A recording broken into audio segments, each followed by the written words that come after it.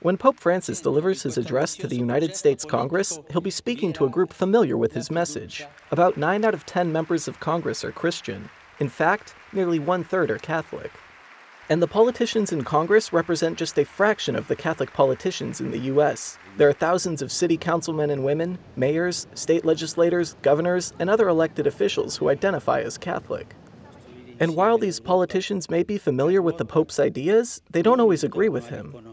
The Pope's speech to Congress could cause some discomfort for its audience. That's because remaining true to the faith is a challenge for every Catholic politician. There is a real political debate going on in which he is walking straight into, in which he has impacted and he has led in many ways. The Pope has spoken forcefully about a diverse range of issues, from global warming to abortion to the death penalty. There are few, if any, Catholic politicians who agree with the Pope on every issue, but does that make them bad Catholics? It depends on the gravity of the issue and how directly responsible the politician is. A civic leader's position on abortion will come under closer scrutiny than her opinion about zoning ordinances. Another answer came from the Congregation for the Doctrine of Faith in 2002, when it published a famous note about the participation of Catholics in political life. The note reads, quote, "The social doctrine of the Church is not an intrusion into the government of individual countries. It is a question of the lay Catholic's duty to be morally coherent, found within one's conscience, which is one and indivisible." While the Church usually does not involve itself in specific policy arguments, it believes that Catholic leaders' views should be coherent with the faith. This is easier said than done. One prominent Catholic mayor described the tension he experiences between his beliefs and his public life. I've had that tension a couple times in my time as a legislator and now as mayor. But again, it's my relationship with my church is my spiritual connection to my God, and I think that that's important to keep up front. And not saying the church is right or wrong, or I'm right or wrong, or people are right or wrong. It's just that I'm elected to represent people of all different faiths and people of no faith. So I have to keep that into consideration.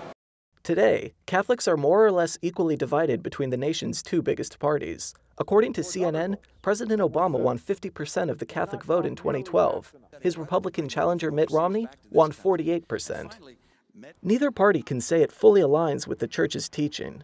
Democrats are generally more likely to agree with Pope Francis's views on immigration and the environment. Republicans typically join the Pope's opposition to gay marriage and abortion.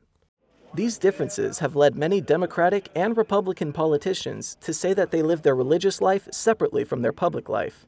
A cardinal who helped Pope Francis prepare his ecology encyclical said that this is a mistake. It's so important for politicians then to recognize that they cannot do this with a split personality. Catholic politicians often succeed politically at the expense of their personal religious beliefs. For example, Democrats with national ambitions back abortion rights to gain support from the rest of their party. Likewise, Republicans running for president feel pressure from their political base to take hardline immigration stances. Turkson suggested that it's not just politicians who face these kinds of moral dilemmas. It's a question then that invites us at a certain point to make a fundamental decision. What at the end of the day is the goal you want? The United States remains deeply conflicted on a series of issues, and politicians represent those divisions. But one top U.S. official doesn't think the Pope is necessarily concerned about easing polarization in the country. I don't think the Pope's going there to mend divisions, or whether he's even worried about the differences of opinion in the United States. What I believe he will do in the United States, as he's done elsewhere, is hold up important values and principles and speak to those.